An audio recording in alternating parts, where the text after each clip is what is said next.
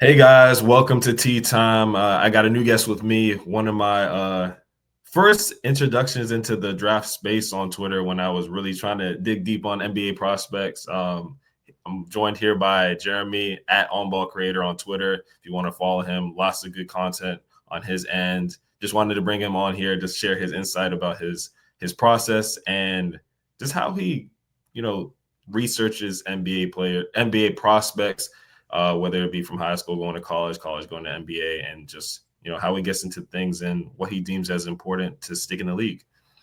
Yeah, cool. Appreciate you having me on. I'm looking forward to the discussion. Thank you, man. So I guess I could start with how early do you start your process when it comes to these prospects? Like, do you start, because I know some people talk about Sam Presti's talking about looking at eighth graders and then going to high school and then going to college. So how early do you start your process? How early do you start your process when it comes to these players?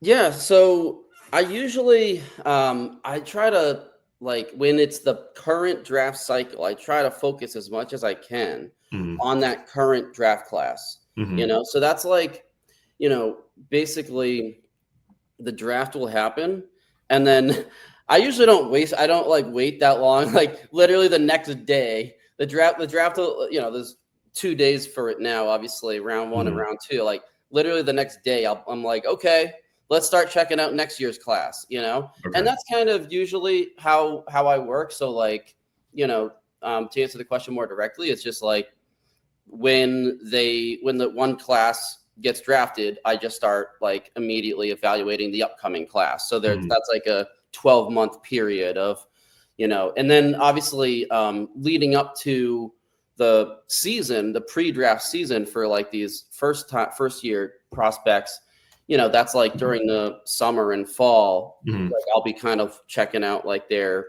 EYBL or AAU, FIBA film, high school Mm-hmm. stuff like that.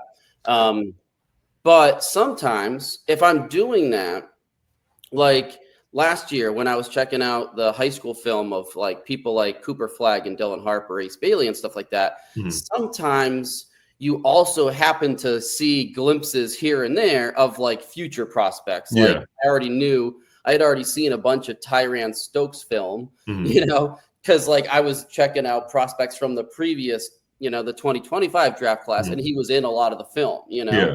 So and so was like Cam Boozer and Jasper Johnson was there when I was Mm-hmm. watching Link Academy games to see Trey Johnson and LeBaron Filan. So that's kind of how I get started evaluating them.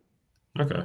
No, that makes sense because I know for me, after the 2025 draft, I was not like, okay, I'm going to go into the next one, but I was still trying to evaluate the rest of the players because I felt like that this past draft, at least for me, it was the first time getting into it, but I never noticed how many players that everybody thought was going to get drafted, and then they all pulled back, they all pulled back, they all pulled back, and then Mm-hmm. it showed that NIL, how NIL had affected the draft prospects because if you're getting drafted in the NBA based on your slot, you're not going to make as much money as you are probably staying in college, and Mm-hmm.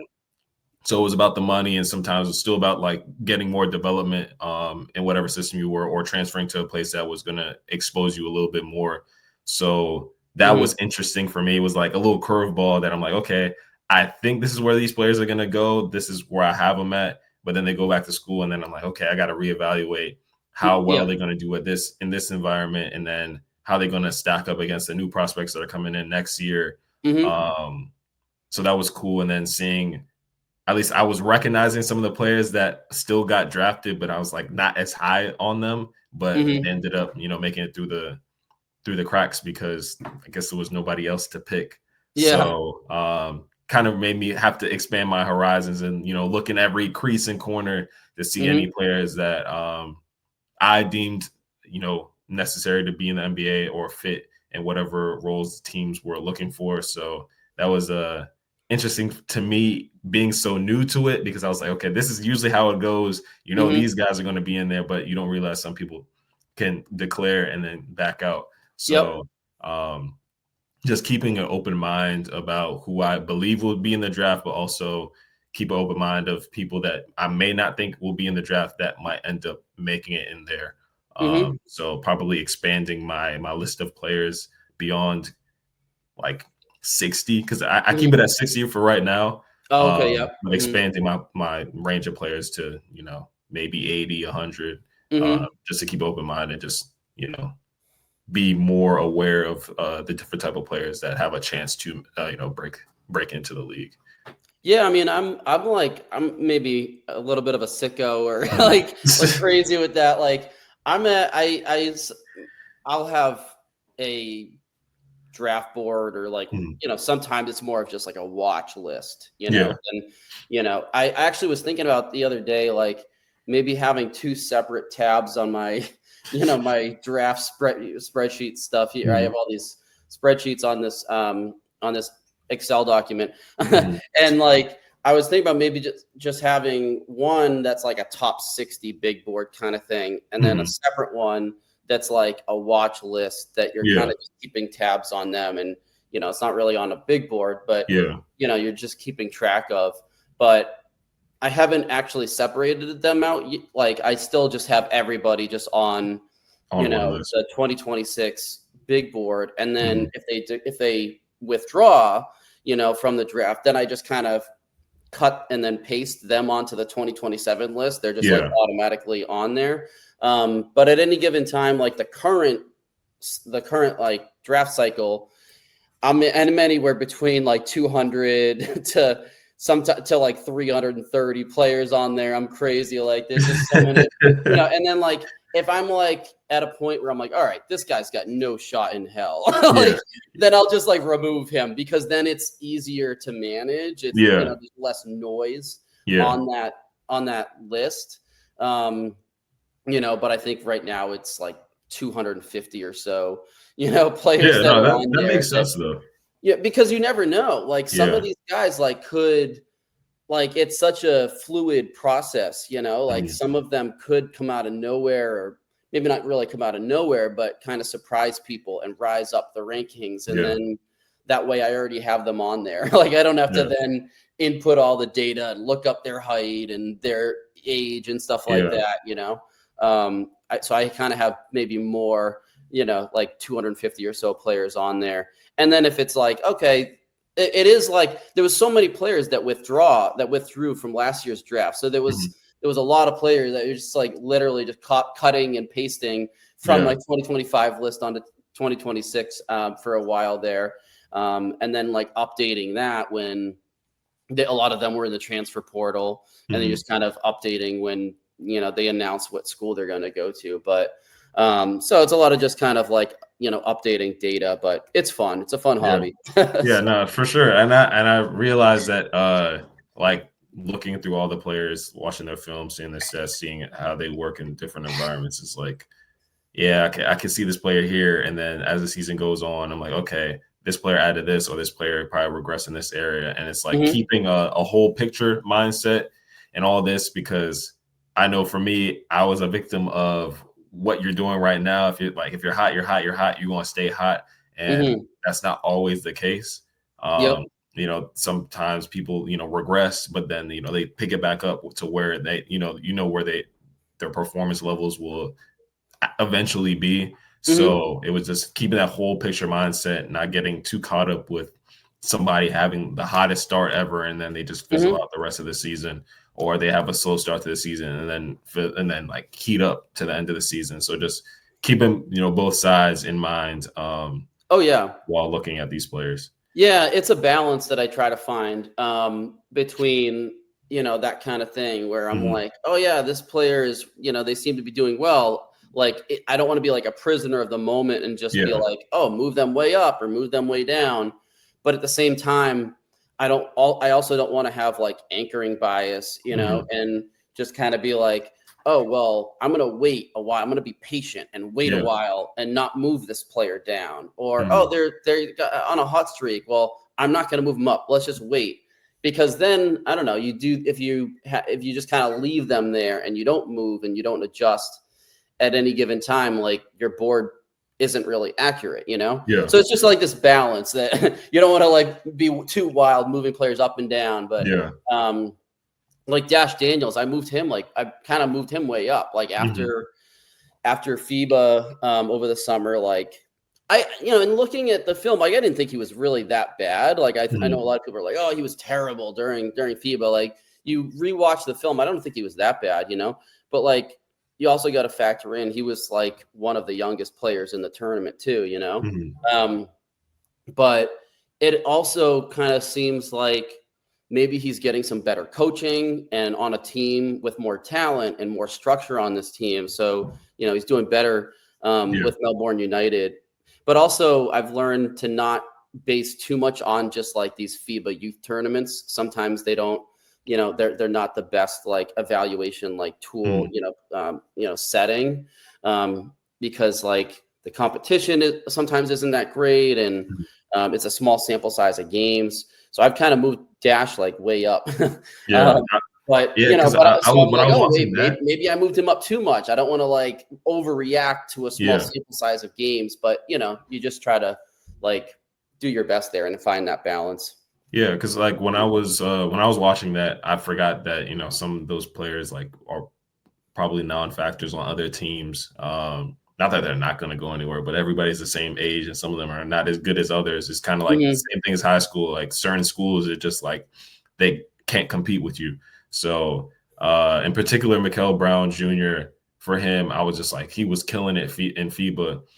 And I was like, dang, this dude is tough. Like he's a dog. He has to be top 5. And I had him in my top 5 like super early big boards, but I haven't updated it since because I'm still like, I haven't seen real play yet. So I'm not gonna I'm probably just gonna keep it like that for now. But I had him top 5 and I was like, yeah, like he has to be one of them ones.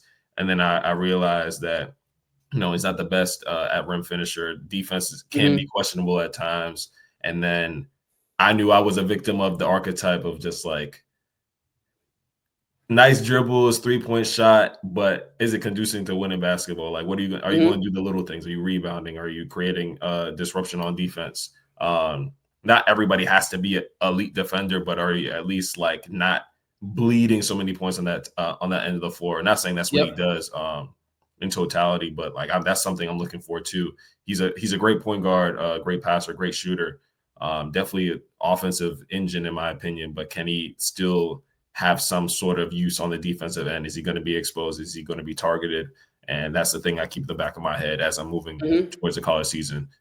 Oh yeah, like I think I'm always trying to learn by getting more data and seeing more of these prospects, how they're doing in the NBA, and that can help inform like how I adjust my rankings and my criteria and stuff. Cause it's like, like, oh yeah, he could be top. Yeah. He's top 5. The guy's going to be a star. But at the same time, it's like, some of these small guards, don't work out so great. Like, Colin Sexton is a pretty good player, but probably not a guy you take top 5. And, Scoot Henderson's not doing as good. Rob Dillingham's not doing quite as good as we thought.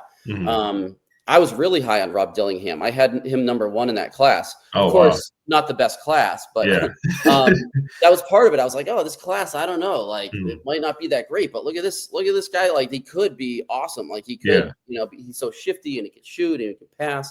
But like Scoot's not doing as good, and Isaiah Collier, we don't know how he's going to do. But a lot of these guys, we also don't want to overreact because all of them are still so early in their careers that we don't want to just be like, oh yeah, Collier and Scoot and Rob Dillingham, they're all busts. Well, not really. They're not doing that bad, and it's so early in their careers. But so some of that, like based on, I'm like watching these prospects during the season, but I'm also watching how some of these NBA players are doing during the NBA season, to figure out, oh yeah, like it seems like these guys are all not doing so good. So that type of player isn't working out so well. So maybe I'll have him a little bit lower, but as of right now, I have Mikael Brown like in that 5 spot. But it's that's too, they might move down. I don't know. We'll see. Like he might be awesome. One thing with like the FIBA film, I was really impressed, but like some of the passes, like I was like, he couldn't there was a few of them where just a basic like pocket pass or basic hit in the roller, like he just couldn't make. And but so I was like, I actually had him at one point down at like, I don't know, 6 or 7 or something. I haven't had him too low, but some people have had him at like 4 or something. And but like it's all just kind of this fluid process of like watching these guys and adjusting your process accordingly to how they're doing, but how the NBA players are doing as well. Yeah, definitely. And I hear you on the like giving the NBA players time when they get drafted too, because I know I wasn't paying attention that much to the draft when Scoot got drafted. I just know I always saw him. I always saw him and Wembanyama. And I'm like, okay, these are probably the top 2. But I wasn't really sure about anybody else. But then when we drafted, I was like, oh, why would we do that? Because at that time we had Dame. So I was like, why would we get another guard for Dame? And then Dame ended up requesting that trade. So I was like a little bit confused. But I thought like the way they were like promoting him, the way I was like watching his gameplay, I was like, oh, he might be good. I don't know. But I wasn't really paying attention all that much. But I still am like year 3 now. You give them at least 3 or 4 years. You can't call someone a bust in year 1, year 2. Exactly. Sometimes you can be like, okay, you don't see it. But sometimes you got to have patience. Like sometimes it's a lack of opportunity. Sometimes just timing, coaching, especially in art. I feel like the Blazers environment offensively, like the defensive coaching is a very great thing, very big thing. Even like yesterday, saw a lot of great defense from everybody. Obviously, most of them are like year 2, year 3, year 4 players or more. And I feel like Scoot would fit well in that defensive identity that we have, but the offensive coaching is still lacking, and it's been lacking since Chauncey's been a coach, in my opinion. Offense hasn't really been a focus. So I definitely see how it can be difficult to thrive in that type of environment if you don't have the coaching staff surrounding the team. So definitely got to look at context, look at teams, look at their philosophies, and where you're going to put that player. Because you see how players succeed when they go to other teams, and a player could succeed at one place and then go to another team and they just fizzle out and not doing exactly. Yeah. And like it sometimes, you say 3 or 4 years, you got to give them time. Sometimes it takes even longer than that. Like, I'm a Celtics fan, and Luke Cornett, everybody thought he was a bum 2 years ago. Now everybody's like, oh, Luke Cornett, this prospect is the next Luke Cornett. Ryan Cockbrenner is going to be like Luke Cornett, so he's a lottery pick. And I'm like, what?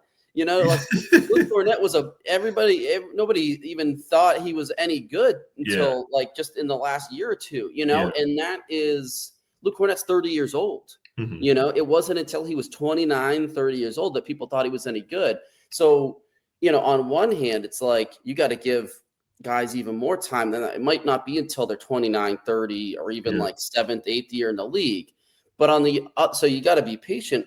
Josh Hart's another example. He goes to New York and everybody loves him. And they're like, oh my God, let's draft the next Josh Hart. This guy's, let's compare him to Josh Hart. He's going to be like Josh Hart in the league. Well, Josh Hart wasn't Josh Hart until he was 28 or at least like 27. So it's like, let's see here. Like, let's not write this player off because he doesn't have it when he's 19, 20 years old. He might need more time. But at the same time, part of my draft philosophy is like while some of these guys, they don't really hit until they're 28, 29, 30.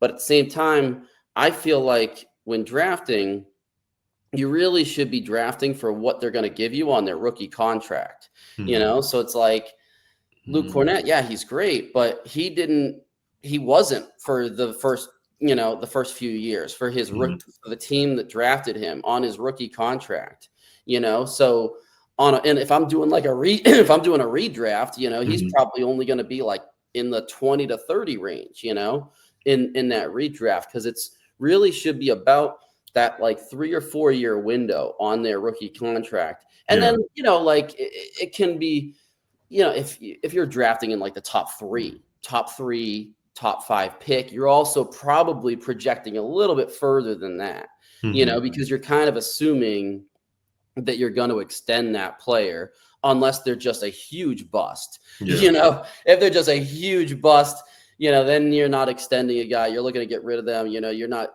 in that top, that first 3 or 4 years of his contract, someone like a James Wiseman, Yeah. like they're just getting rid of him before that rookie contract. Like that's just a huge bust, Mhm. but like the higher in the draft, I'm going a little bit further than that. But like outside of the top 10, I'm just like, okay, how good is this guy going to be in the first 3 or 4 years, And if I'm thinking, well, if you're thinking he might be a Josh Hart or Luke Cornett, well, he might not hit until he's 27, 28 years old. So maybe Yeah. don't take him in the top 20. So that's Mhm. kind of like some of the thought process that I have too, Okay. Yeah, I guess I never would have thought about it that way because I know for me when I rank players, Mhm, I do have some sort of a role in mind, but I also look at it as like the value you return, and obviously if you're a top 5 pick, like you want a little bit more value. mhm, Um, but then you think about a draft class as a whole. Some players like hit their high value a little bit later, mhm. and like their immediate value isn't what you see at the moment. Sometimes people just like kicking the high gear a little bit later on, or some person saw that they were going to kick it high gear a little bit later on, but they're willing to commit resources to that player. So I definitely kind of rank it based on what value they provide, how they'll fit in a team, and then just overall, just how I think they will stick in the league as of right Yeah.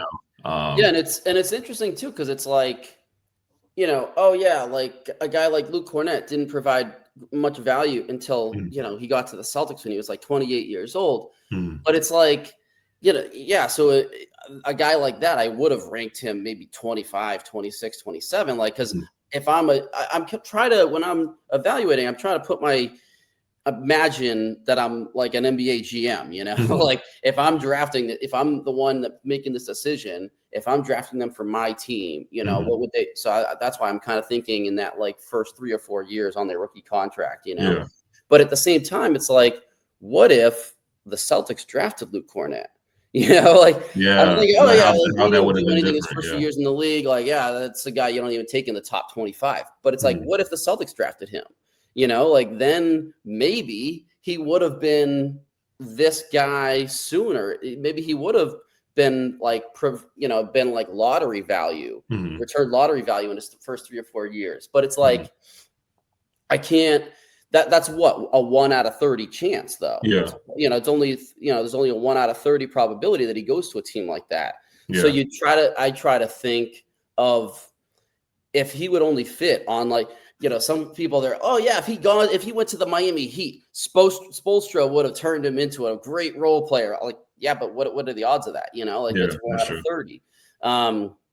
So I try to think of like the highest probability, Mhm. the odds of that player, returning a certain amount of value, Mhm. during their rookie contract. But if it's top 3, top 5 pick, I'm probably thinking longer term than that too. Yeah.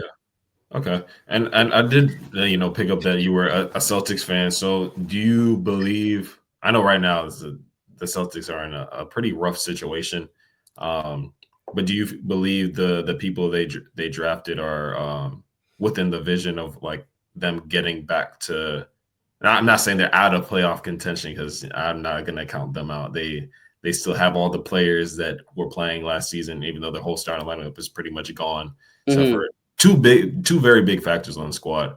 Um, Hmm. but do you believe those players that they drafted still, fit within the vision and goal of what they want to achieve for like the next couple of years still? I mean, yeah, like I think, some of them are drafted really late, Mhm, like after the top, like after the top 40, 45 picks, are gone. And that's like with any draft too. mhm, But especially this 2025 draft, because there was so many players, that withdrew from the draft. It made like the second round, a mhm. little bit weaker, Yeah. and even more so like the 40 to 60, 45 to 60 range, in this draft was a little bit weaker. But Hugo Gonzalez is a player that the Celtics seem to like that archetype in the draft. And not just in the draft, but like with their role players. It seems like they have a philosophy like the top like 7 or 8 guys all need to be shooters. Or you're a guy like Luke Cornett or Robert Williams that, is just a really, really good at setting screens, catching lobs, blocking shots, that kind of role. But everybody else has to shoot, That's why like they like Pritchard and Hauser, and Grant Williams was good when he was here. Just catch and shoot, play defense, for some of their role players. But beyond that top 8, they've tried a bunch of different guys in this role of just like, hey, we don't care if you're a great shooter, just go in there, wreak havoc, run around, play defense, get some deflections. And they drafted Johan Begarin a few years ago. That was kind of like very similar player. Like watching Hugo Gonzalez play last night in the preseason and, in the summer league too, it's like that's what they were hoping Begarin was going to be back in 2021. And he's still stashed overseas. But Jordan Walsh was similar archetype. Like, oh yeah, the offense needs a lot of development. It's kind of rough around the edges of the offense, especially the shooting, but there's like really good potential with the defense and the athleticism and the motor and these young players that are only like 19 years old. Jaden Springer, they took a flyer on him, kind of a similar archetype. So I think, he kind of fits in with that. And then, Max Shulga was like such a late pick, that's so late that they were like, hey, he can shoot and he has feel. He's got IQ. He's, he doesn't make mistakes. He's kind of like if he really works out, he's like a bigger Peyton Pritchard, smaller Sam Hauser, if things really work out for him, so that late in the draft, it, wasn't a bad pick. Amari Williams is interesting. Like the Celtics, like, they generally like bigs that can pass, Horford, very good passer. Robert Williams, good passer. Porzingis, good passer. Luke Cornett. So he kind of checks that box. And with some of their draft picks and undrafted free agents of the last few years, sometimes it seems like they either go for like these really young upside athleticism type of guys, like Walsh, Begarin, Gonzalez, or they go for like these older guys that are like more developed, like Anton Watson, Baylor Shireman, now Amari Williams, some of these older guys that are already developed and know how to play. So, he checks that box as well. I'm not sure if it's going to work out because there's just so many guys in front of him, even on this like Celtics team that's a little bit weaker, especially up front. He's like their 5th string center, so I don't know how much playing time he's going to get. It seems like the formula they use a lot for a lot of their like draft picks and younger players is like just play the first year in Maine and in our G League team and just, take your time, develop there for that first year and then see where things land if you can be a contributor in year 2. Like, even Sam Hauser, he didn't play his first year, he played the whole rookie year in the G League, and it worked out pretty well for him. So I didn't mind any of those picks. I was kind of hoping we were going to take Boglejob Markovic with like I think it was the pick where we took Amari Williams, but I could kind of see that either way. I was a little surprised by the Hugo Gonzalez pick.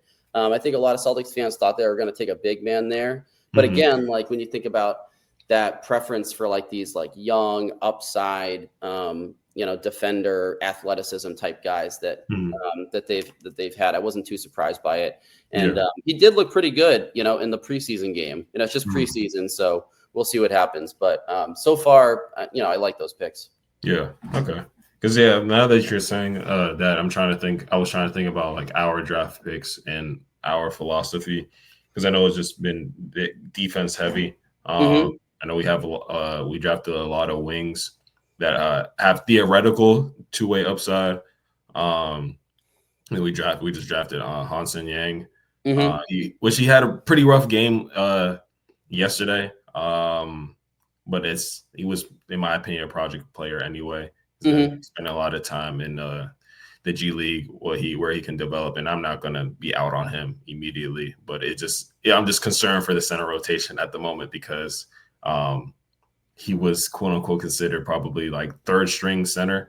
But he's definitely going to be down there working a lot on defense because I know defense is a big thing, and defense was pretty rough for him. He's a big guy, not very athletic, not the best footwork on defense at least. So it's going to be tough for him playing on that end of the floor. And then when we run in transition, he's kind of lagging behind.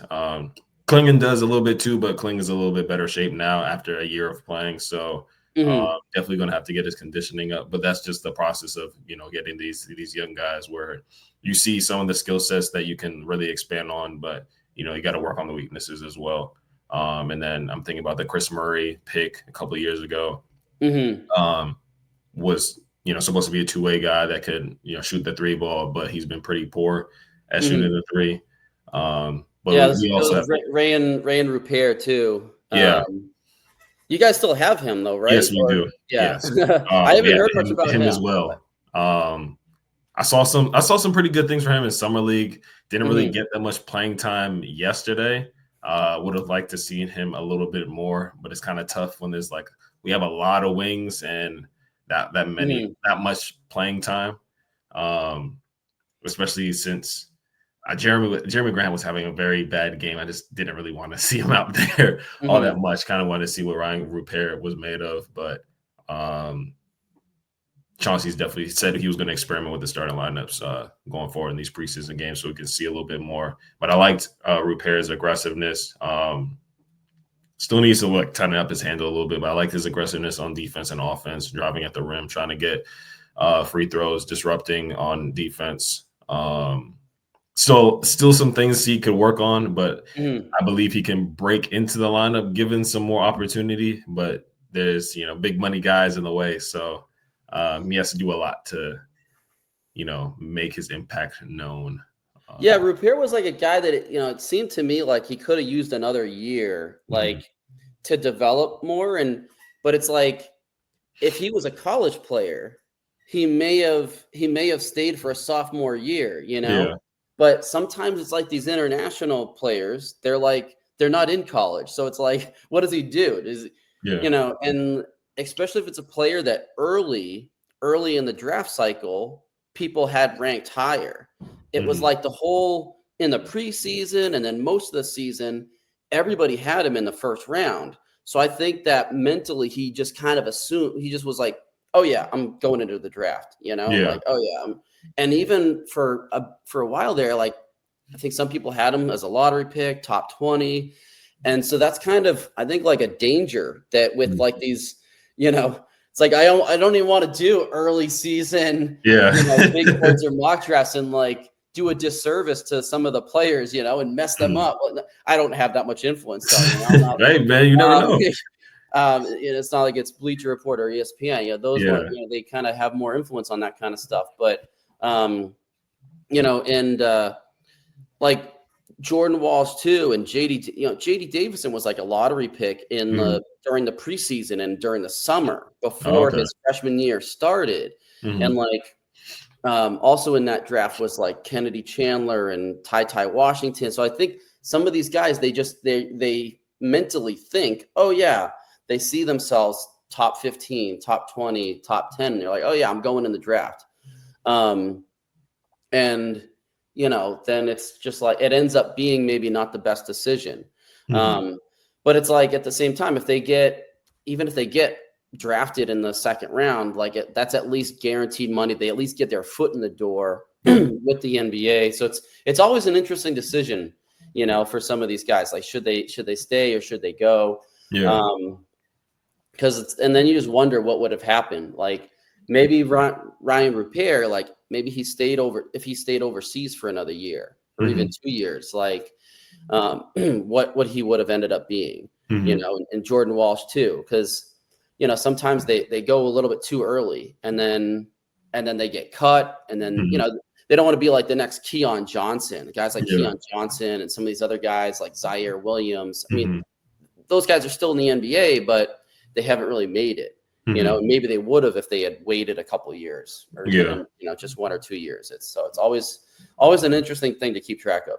Yeah, that's true. Because if they, and I feel like that it also comes down to playing time. Because if they stay, they would have got all the playing time they needed to, like, you know, get out the kinks, all the rust, or all the things that they needed to work on. But if they move too early, yes, you get the coaching, but you probably don't get the opportunity against. Yeah, you are practicing against NBA players in practice, but you still need live reps against other teams, other defenses, other offenses, other philosophies to really give you that full picture of like what you really need to work on as an NBA player. So definitely can see that as well.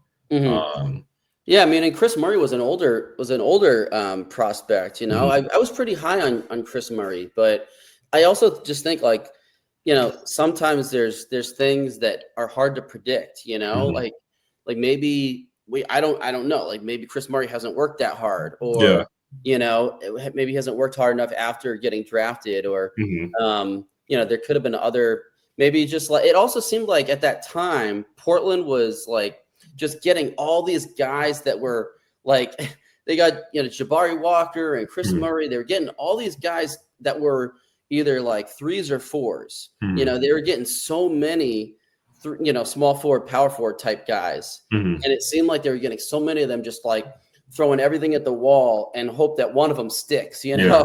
But then it's like, yeah, great. It might be a good strategy because you know that the odds are at least one of those guys is going to turn into something. But what about all the other guys? You know, now like because there's so much competition and so many of them fighting for a small amount of minutes that the likely, you know, a lot of them just won't pan out probably. So you know, sometimes it's better to just draft one guy to fit that role.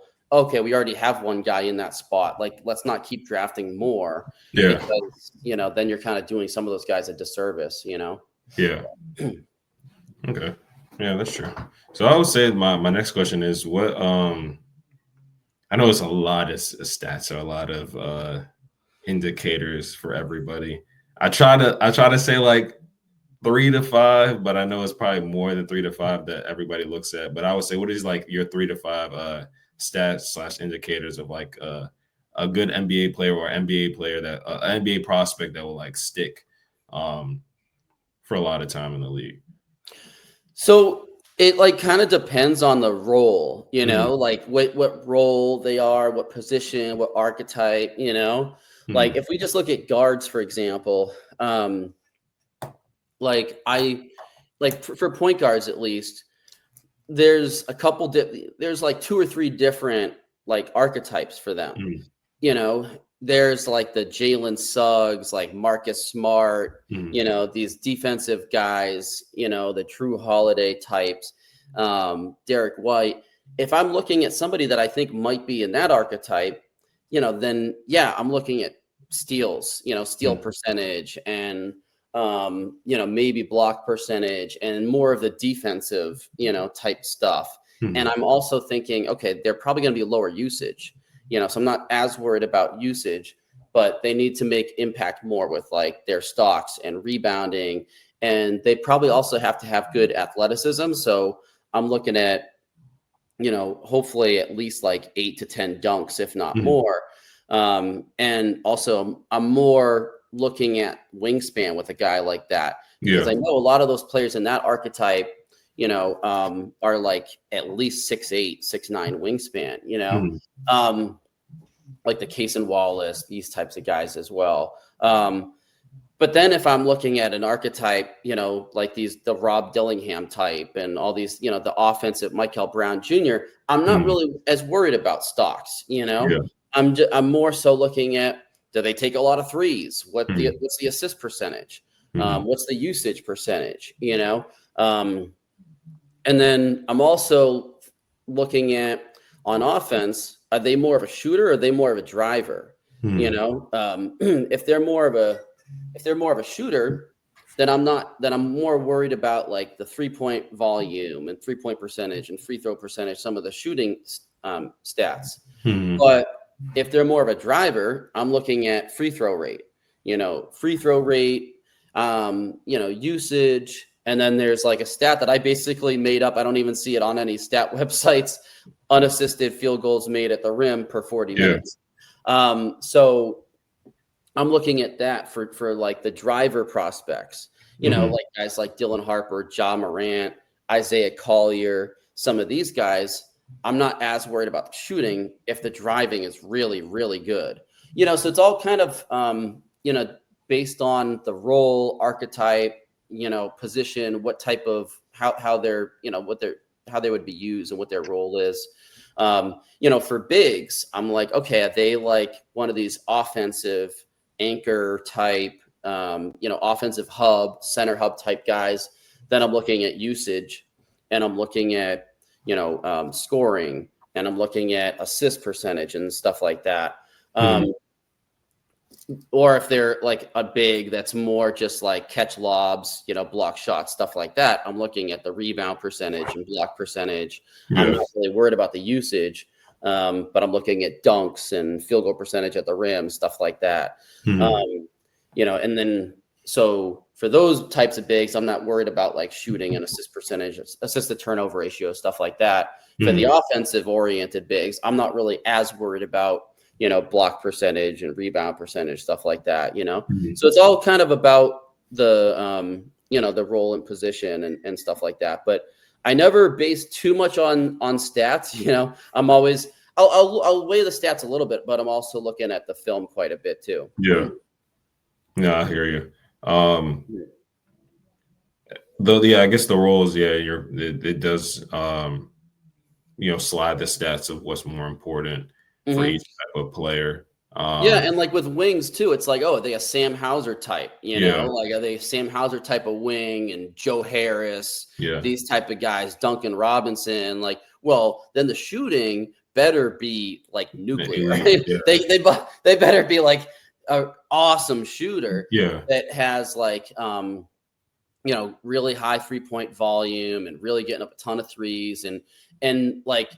I'm also hopefully seeing like multiple years. Like Sam Hauser was a great shooter, like for 4 years in college, and Duncan Robinson for like multiple years in college. It wasn't just like flash in the pan, like, oh yeah, they could shoot for 1 year. Because one thing I've kind of learned is like with some of these guys that have struggled a little bit shooting, like Jabari Smith, for example. He's kind of shot the ball pretty well in the NBA, but I think some people overhyped him because they were like, "Oh my gosh, he's 6'10", and he can look at how great he is at shooting." But it's like only 1 year sample size is a great shooter. He wasn't even known that much as a shooter coming out of high school. Reed Shepherd, everybody was like, "Oh my gosh, look at the shooting," but it's like only 1 year. He wasn't. You look at some of the numbers of Reed Shepherd's shooting in high school. He wasn't that good. He was a decent shooter, but not like that good a shooter in high school. But I kind of weigh that as well. But then the other archetype for wings, it's like, okay, they might not be a great shooter, but are they like a Mikal Bridges type, like Tari Eason type?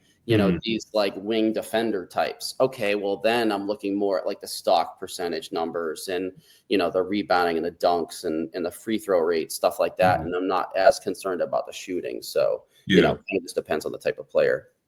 Yeah, for sure. And if you can see some indicator of like them developing that extra skill that you may want moving forward. Because I think the Blazers, like you said, some players can only shoot really well for 1 year, or they got like the theoretical shooting upside. And I think the Blazers have like duped on like players that are good defensively, but then just never develop a shot. So we have a very big problem with spacing because as of right now, all of our shooters are not like proven shooters in the league. Like even Tumani, his improvement, he's not a proven shooter yet. But after this preseason game and probably after more preseason games of him just shooting and just him shooting with confidence and even shooting further back from the 3-point line, definitely believe him to be one of our like go-to shooters. But, that's just one. Shaedon Sharpe was shooting like, he's 10 threes per 100 possessions, but he's shooting 31%. So that's not respectable. Yes, he's shooting really good at the rim, but that improvement in shooting needs to be there as well, because we don't have too many people to rely on in that sense. So yeah, this is what, Sharp's fourth year. yes. Yeah, fourth year. So like, I think this is a pivotal year for Sharp. Like, I think a guy like that might need 4 years to really find his groove and figure things out. Because like, he didn't even play his pre-draft season.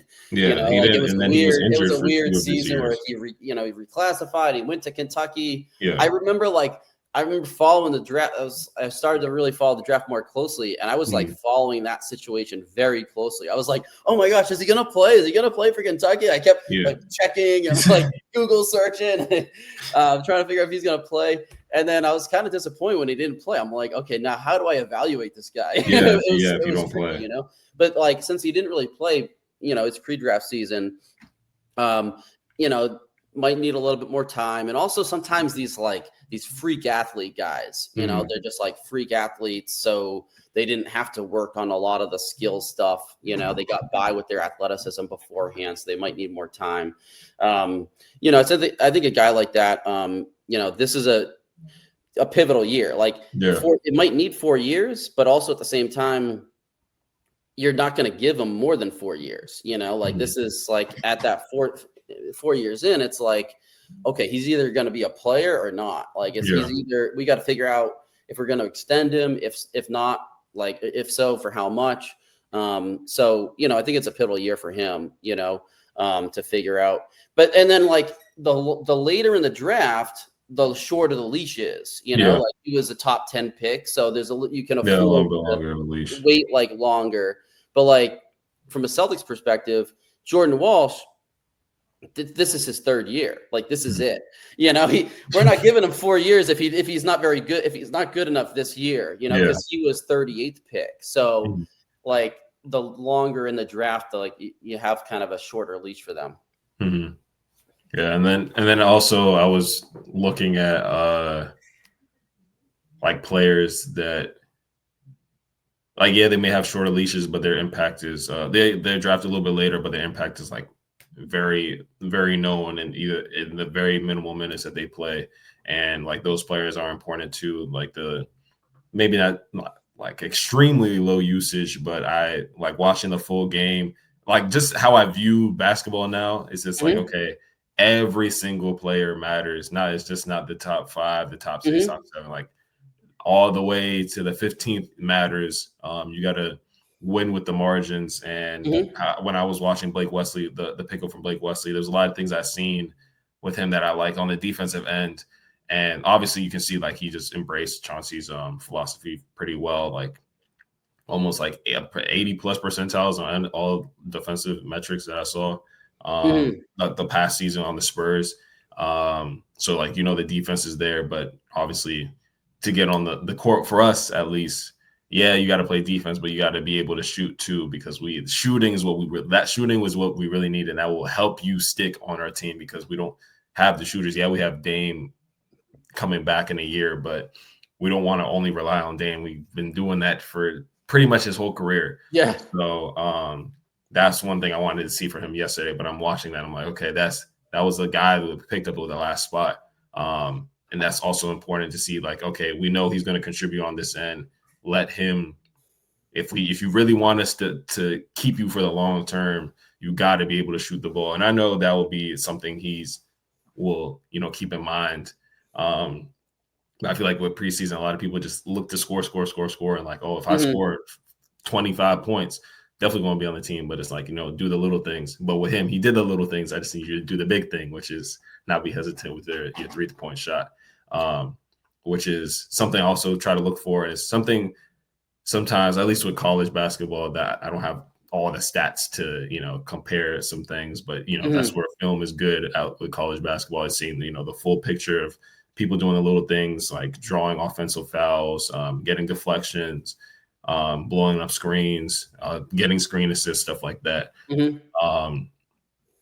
Yeah, you Yeah, and can really I see like. I'm those glad in you brought players. that up because I made a tweet like a couple months ago. I was Mm, like, I wish screen assist was something that that they could keep track of that. Well, like if it was on like Basketball Reference or mm, whatever, yeah, like potential assists and screen assists. yeah, Like because I just think too many times people are like, oh yeah, look at this assist. It's all about assist to turnover ratio or mm, the assist percentage or turnover percentage. It's like you know, I think those stats can be misleading, mhm, because like potential assists is probably a better stat than assists because what if you made a good pass and your teammate missed the shot? yeah, What if you're on a bottom 5 shooting team in the league and guys aren't making shots as much? mhm, Or for bigs, a lot of their, assists are like screen assists. So it's yeah, like, you know, um, I think hopefully eventually like some of that stuff will get better, like the stat mhm, websites, like yeah, we'll be able to where we've come a long way. I mean, we got all this yeah, stuff yeah. like We come a long way. Even yeah, though like I'm we've like, got free throw rate on yeah, there, and like usage, like mm, back in the day, I didn't even know what the heck usage percentage was and TS percentage and free throw rate and stuff like yeah, that. So, a lot of that stuff, it's so, easily accessible on like Basketball Reference. Click a button and see that stuff really easily. mhm, And Bartorvik will show you the dunks and stuff like that too. yeah, So we've come a long way, but hopefully we'll just keep like advancing with some of that stuff, and we'll see like instead of assist percentage, it'll say potential assist percentage, and screen assists will be on there, and then yeah, that'll allow us to be even better evaluators and yeah, make it easier. yeah, for sure. Especially since like I know there's so many stats websites, at least for the NBA, to get all that information. Because NBA is just like very stat heavy. I just eventually get that to college, at least Mhm. for the general public. But I know it's like, Well, yeah, and then some of these sites that have like the really more advanced mhm, stats, like you have to pay, yeah, a subscription, and yeah, there it might be like a really synergy, and some of these other sites are really expensive because they want like the NBA teams and all these pro teams to just like shell out a bunch of money, and then it's like, yeah, oh well, what about these random people like us? We can't yeah, afford that, so like hopefully one day there'll be all these awesome stats that are yeah. available to everybody, but I don't know. That's like in the world of rainbows and unicorns and puppy dogs, right? So we'll see what happens. No, I definitely see it coming out one day. But yeah, I just all those things I've realized that they're all very important because Hmm. I want to pivot this a little bit to soccer, but like growing up playing soccer, I never really got I guess too analytical or too like tactical with the sport. I kind of was just like playing because it's fun. Like I feel like it's like basketball in a way where it's like free, but basketball is a little bit. I guess soccer could be a little bit slower, but it's not like you have set plays for real. It's a little more free flowing Hmm. offense in soccer, in my opinion. Hmm. Uh, but having just different type of players and what they provide on the field from the midfielders. If you're, I know they give them like a number of positions. I'm not really familiar with them, even though I Hmm. played. But if you're like a creative midfielder, like you got good dribbling, like ball retention, um, good passes. You're not probably the best defender, but you can, control the offensive pace. And then if Hmm. you're like a defensive midfielder, like you have good strength, you have good ball protection, like you have probably good long passing in certain situations.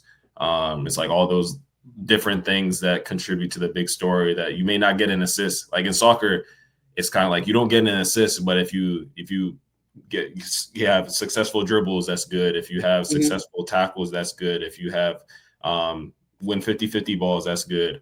So there's all those little things that add up to the big picture. Because if one person gets an assist or a goal, it's like, okay, those are the star players of the team. But it's not some people that do the nitty gritty, like Yeah, saves. yeah, you got to do the Um, dirty work too. Is yeah. that stuff tracked with the stats, like, So or do so you, yeah. So or do soccer. you have to like, or is there so much those like more nuance specific things like that isn't just like goals and assists? Like you have to actually just sit there and like watch the film and like to actually see those things. So actually with soccer, they have I don't know how deep because I know on Footmob is an app I use for like keeping track of like the soccer game /stats. So they shows like successful tackles, saves, Mhm. Dribbles one, like 50-50 balls one, like Okay, successful yeah. tackles. Like, so they show all that stuff. So you see it. Mhm.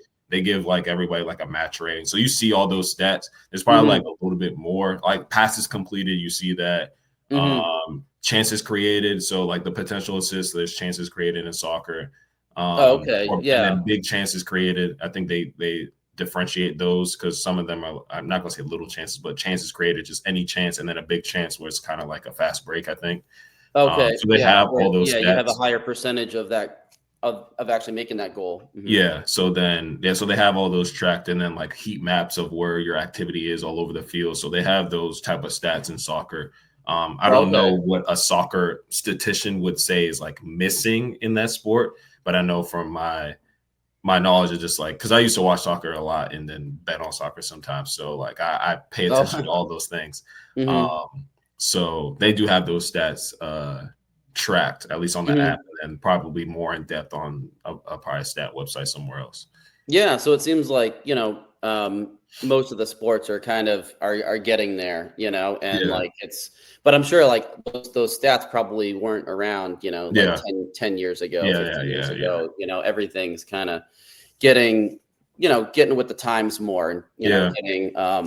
getting more analytically driven. So, Mhm. mhm. And I didn't even think I'd get to this point because I was just like, watch the sport. I know who's good. I know who's not good. I know who probably will be good. I probably won't know who's good. But then diving into the stats gives me a bigger picture of like how the game is played, how this Mhm. player really impacts the court. Because like the casual would be like, this guy is doing this because he's scoring a lot of points. He's like filling up the whole stat sheet on the regular box score. But then I realized, yeah, you can do all this, but it's also like not you can fake the stats, but you can like just sometimes be there at the right time Mhm. and get lucky. But then we'll see how long you're getting lucky or how long you're actually contributing to your team. So Mhm. just getting the full picture of everything is pretty interesting now that I'm like really deep into this and I'm like really trying to be as knowledgeable as I can about the stats, the film, the teams, the Mhm. plays they run. So it's been a process, honestly. Yeah, yeah, but yeah, and it's fun, to try to always figure out where's that balance and like what do you like obviously like sometimes like the stats can tell you things that, Mm, you know, that you would have missed. You wouldn't have seen that if mm, you just watched film, yeah, Like I think it's always gonna be like you always need both, yeah. to really do a good enough evaluation. Mhm. There's going to be things in the stats that the film isn't showing you, and vice versa. Yeah, yeah, for sure. So, um, yeah, no, I appreciate you talking with me, like going through your process a little bit, because I'm refining my process as well. And nobody's Mhm, perfect. We all have differentiating philosophies, but it's cool to see like what you value versus what somebody else values, and then mhm, also like the space on Twitter of like we're not purposely doing this, but like not being so consensus driven. Because the one mhm, thing I've noticed um the past 2 years is like I call them I guess the more exposed people. All their boards are kind of the same. And it's like mhm. not Like that are they doing it on the mainstream, purpose? like the people that like Yeah. mainstream boards. Mhm, Yeah, and it's like not that are they doing it on purpose or is this mhm, like how they actually believe like they rank their players? Um, because I'm like where I want to know why you think this. What's your process? Obviously, like I compare myself to other people's. Okay, why I have this person here? Why do you have this person here? We're going to talk about it. But yeah, not that I'm not going to budge. But if I feel like what you're saying is true, okay, I might budge a little bit. But if I feel like okay, maybe your process is not I don't agree with your process, but it's like, okay, cool, it's your own process. But I feel like the consensus boards from the mainstream people is just like too similar. And it's like, are they trying not to veer too far off from the other people? Are they trying not to be different? Are they just trying to mhm. be cohesive and just like not have any disruption in the space? But I'm not sure. That's what I've Yeah, noticed yeah, a lot. I think it's a combination of that they don't wanna, go against the grain too much because Mhm, then people might think, "Oh, you don't know what you're talking about. What are you crazy? You're putting this mhm. prospect, like, Yeah. out of the top 20? Like, what are you, Yeah. nuts?" Like, so I think there's some of that, and, I think, to some extent It's also a lot of the mainstream, the mainstream, more well-known media outlets and stuff. A lot of them are like Intel based. They get a lot of, they'll post a big board or a mock draft or whatever, and they're basing a lot of it on what the scouts are telling them, the NBA scouts, and what NBA teams are telling them. And they're all getting the same intel, they're all talking to the same agents and scouts and stuff. So that, I think that kind of plays into why a lot of them just end up looking the same. But then also, to some extent, sometimes the consensus is right. Consensus had Paolo and Chet in the top two. They were right. Consensus said Anthony Edwards was going to be a really good player. He is, and Jaylen Brown and Jason Tatum, were highly ranked, and that ended up being correct. So I think to some extent,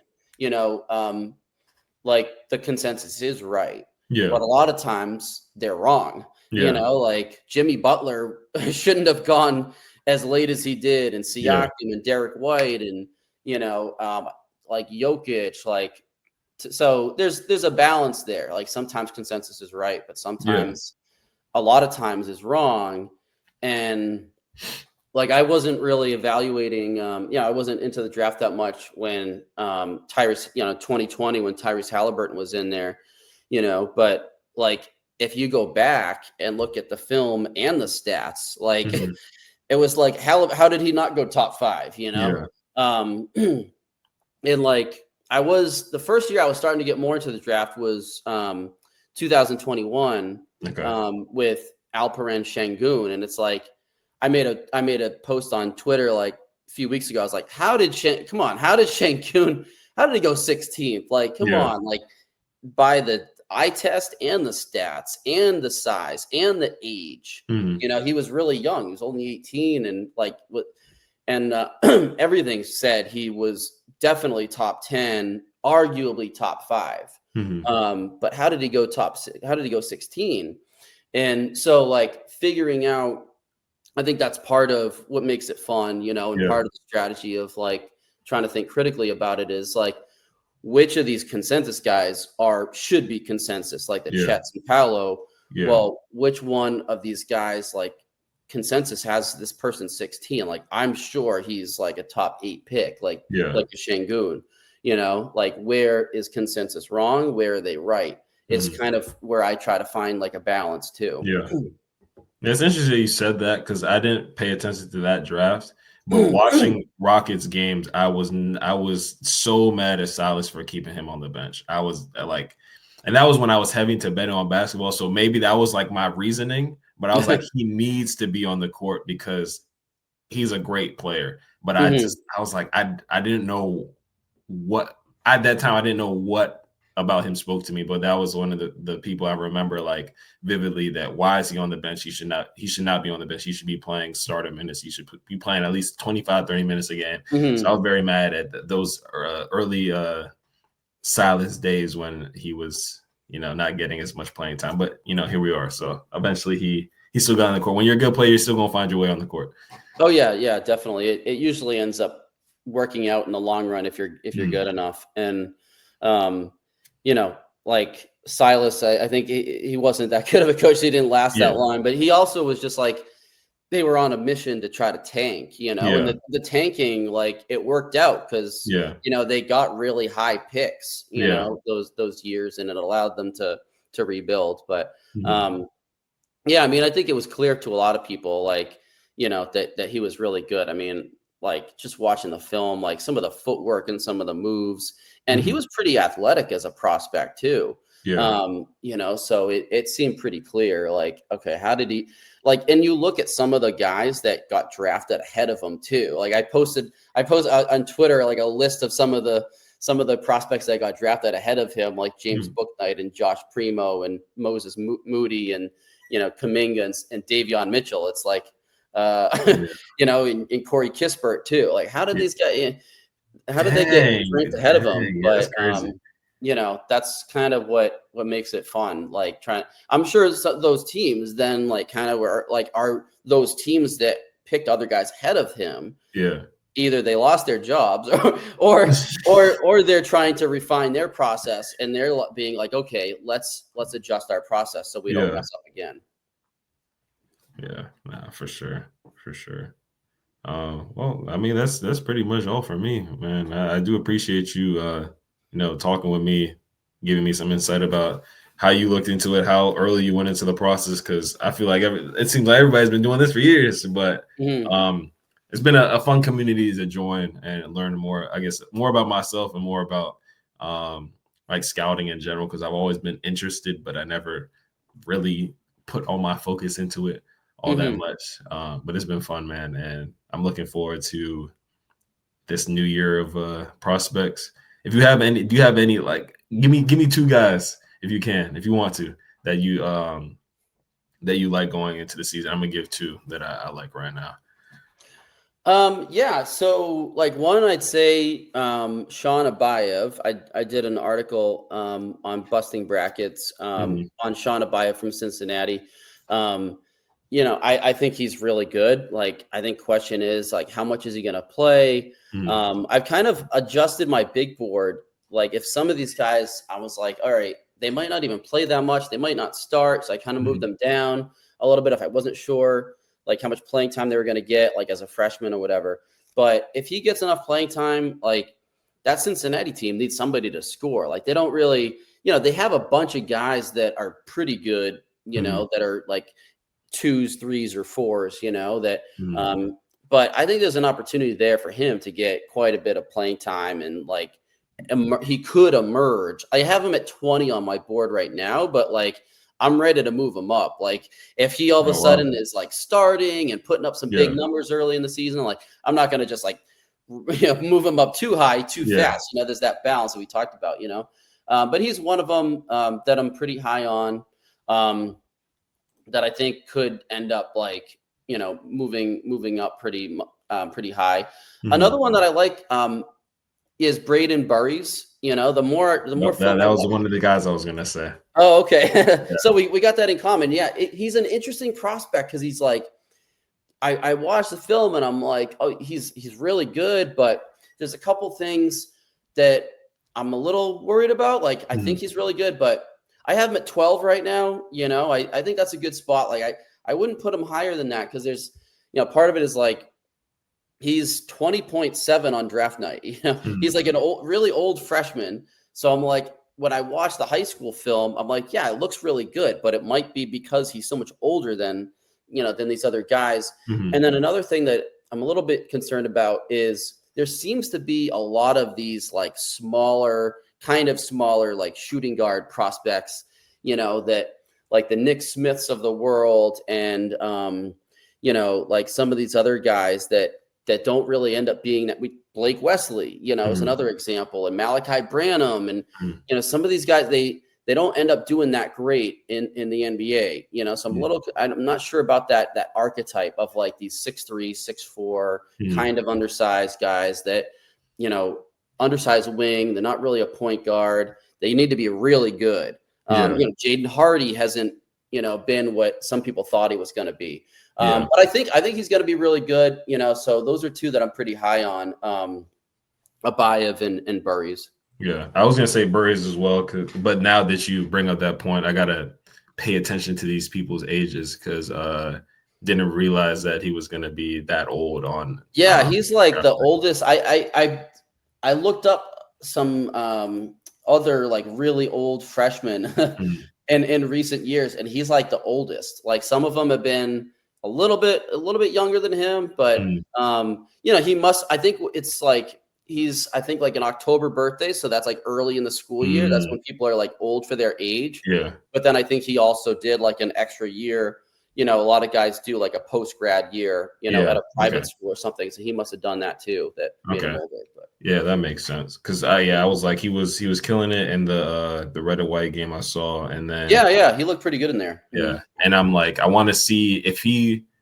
I see what he brings on the offensive end. I feel like he's pretty strong, uses his body well. He's not the most athletic, but I feel like he's pretty beefy dude. It doesn't really get put off his dribble or put off his shot. So he's got some pretty good strength.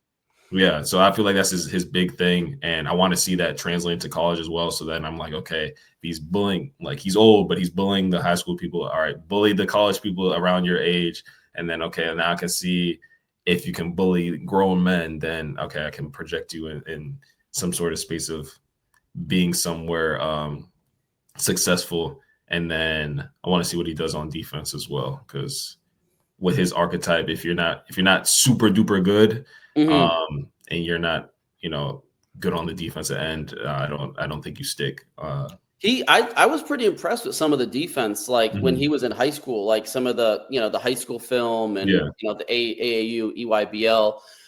At times it was just like, he was just kind of there, just like, yeah, whatever. But like some of the defense, with him was pretty impressive. I was like, oh, wow, look at this guy. He's like really making an effort, like, mhm. getting after it on defense. So that's kind of partly why, I ranked him as high as I did at 12. Like, and his passing's pretty good too. Yeah, And he's got pretty good handles as well. Like he's got the ball in a string pretty well, yeah, which is one thing that I really look for. Really with all positions, like I find that, bigs that have really good handles can sometimes, or like fours and threes, like, Paolo had a really good handle for a player his size, and so did Wemby. And, mhm. that's something that I kind of look for. If a guy's just like really loose handle, then I'm like, oh, I don't know about that. Yeah. You don't know if you can trust the ball in your hands for Yeah, but long periods Burry's of time. like he's got some of the better handles in this freshman class, but then it's Yeah, like, well, yeah, it's because he's so old. Well, yeah, yeah. it's always just kind of that balance. Yeah, and then my second person would be Caden Edwards. I think I randomly came across him just like researching prospects. Commit to TCU. Hmm. He was the one of the fastest guards I've seen in this class. Honestly, I feel like he would be perfect on the Blazers, um, Hmm. if we weren't like so guard heavy. But he's like big transition guy, and he's able to control his high speeds to at the rim. So, and you would think like, oh, you need to slow down a bit, but he's going 100% full speed, and then he's doing like a euro or doing a spin, and it's like it still look all under control, all fluid. Uh, Hmm. Still pretty decent 3-point shooter, not the best, but he shot a lot from the three and made about like I think 35, 36%. So Hmm. um, he can be a scorer, and I feel like the energy he brings on offense and transition, just being able to push the pace up and down the court, he's pretty good on defense as well. But I definitely want to see if he gets some burn on TCU, because I don't really pay attention to TCU basketball that much. But Hmm. that's a guy that I came Usually across. there's not much reason to, but Yeah. like sometimes these schools that aren't like loaded with talent, Hmm. they might have that creates an opportunity for somebody to take the reins and be Yeah. like the guy. Like Trey Johnson at Texas last year, Hmm. somebody needed to be the guy. So it was him, and that allowed him to really shine. And Jeremiah Fears at Oklahoma, Yeah. Colin Murray Boyles at South Carolina. Sometimes it's like one guy is able to really Yeah. emerge Really. as the guy on some of these teams, like Derek Queen at Maryland too. Yeah.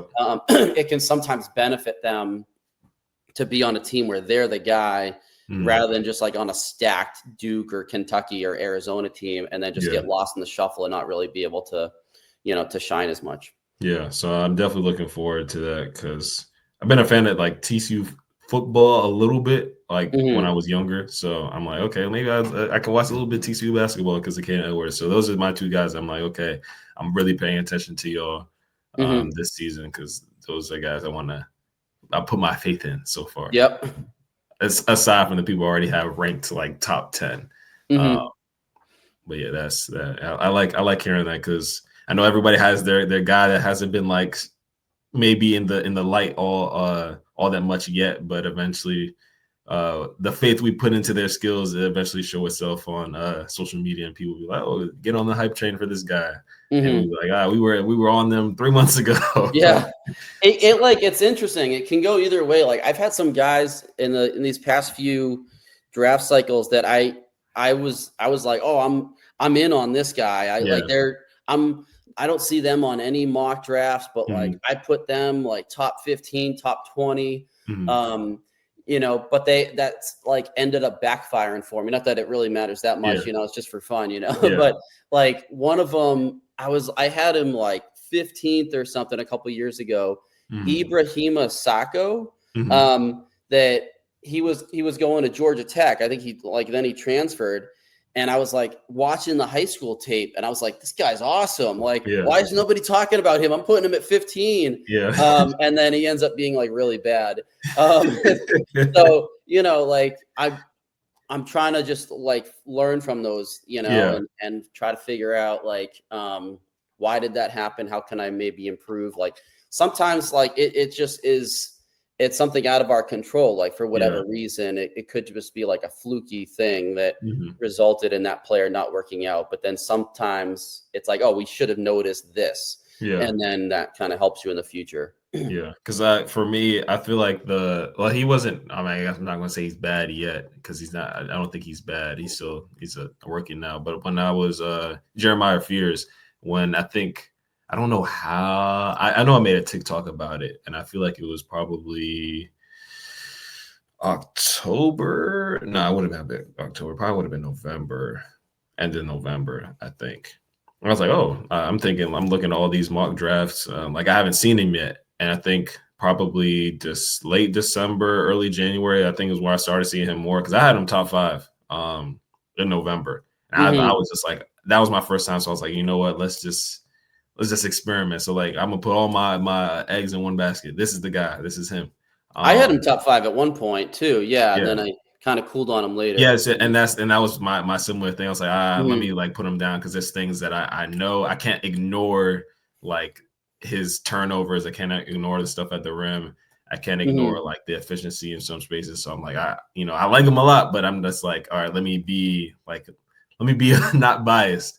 And then I know a lot of people in like some of the group chats I was in, or even like on the timeline, it's like, oh, why you have him so high? And it's like, you know what? You're right. Because like there's some things that he's not really that good at, but then he's a really interesting. There's certain things that are like that you see with him, whether it's the stats or the film, like the free throw rate was insanely high, the free throw rate was crazy high.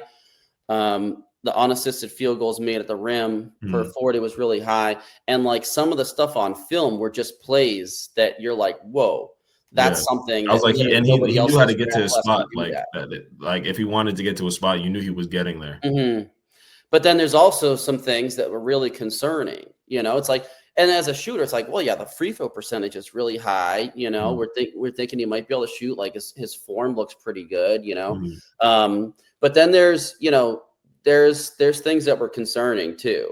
One thing that like for me that and I'm still trying to figure out if this is like a good strategy to use or not. I have this thing that I'm kind of tracking. It's not like I'm not keeping like with numbers and data and stuff, but it's just like on film. If I see a prospect get blocked a lot, it's something I'm like, I am thinking. I kind of have this working hypothesis that that's kind of like not necessarily a bust indicator that, that's like an indicator that guy is going to like suck. It's not necessarily that, but it's an indicator that I think I should maybe like move them down a little bit. Like there's a few guys, Jabari Smith is one, like he got blocked a lot especially relative to how big he was, and that combined with like his finishing near the rim and his like rim pressure and stuff.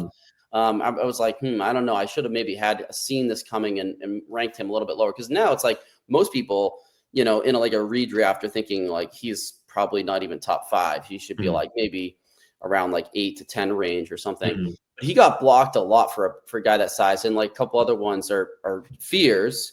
He got blocked a lot, as well as Isaiah Collier, So none of these guys that got blocked a lot have really like become stars or anything like that. So, you start to kind of notice, that was one thing that I was a little concerned with Fears. Some of the turnovers and like sometimes just getting in trouble. But just like kind of felt like that was like a boom or bust, he's either going to be a star or he's going to Yeah. be really bad. So I'm like, I don't know. I don't want to just. I'll be kind of maybe in between. So I kind of had him like around like 11, 12, 13. 10, I had him in like that 10 to 13 range is where I kind of ended on him. Not like really low, but kind of just like, I don't want to just put all my eggs in that basket. Just like, I don't know. There's some bust indicators and there's like star indicators too. Yeah. So I don't want to just like ignore the bust indicators and just be like, oh yeah, he's going to be like, I got him at 4. Yeah. Like, so I kind of was in between on him. Yeah. And I just find it interesting that like when I started lowering him, then like consensus was like, he's top 5, he's top 5, he's top 5. And I was like, where did this come from? And now everybody was like, okay, now he's top 5. I was like, but when I said he's top 5, I'm an idiot.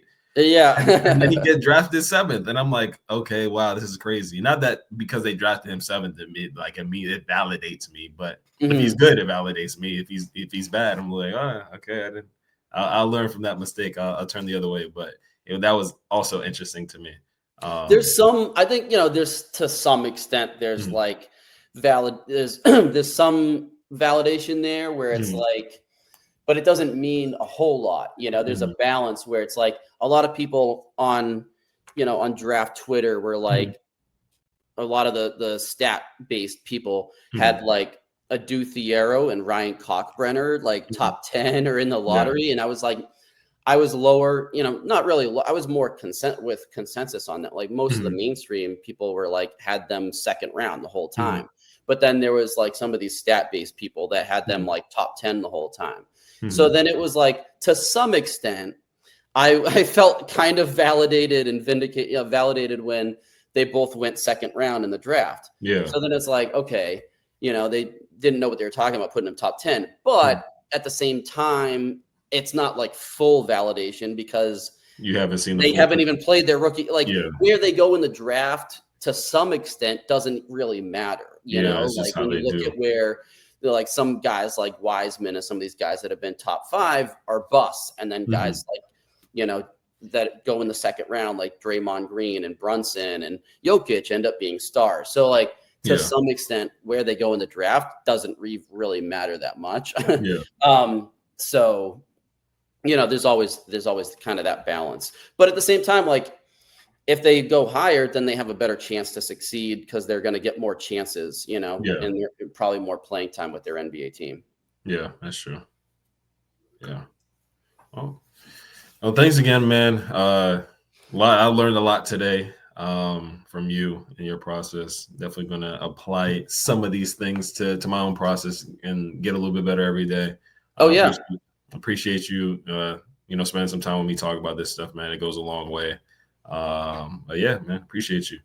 Yeah, no problem. Thanks for having me on, Chima. It was great chatting with you. Yeah, of course. It's going to be a fun season. Oh yeah. I'm sure we'll chat more and take care. Appreciate the time. Yep. Thank you so much, man. And to everybody else, appreciate you guys for tuning in. More videos like this to come because there's a lot of brilliant minds in the draft space. It's been a lot of fun covering last year's draft and then this upcoming draft as well. So be sure to stay tuned in and more to come.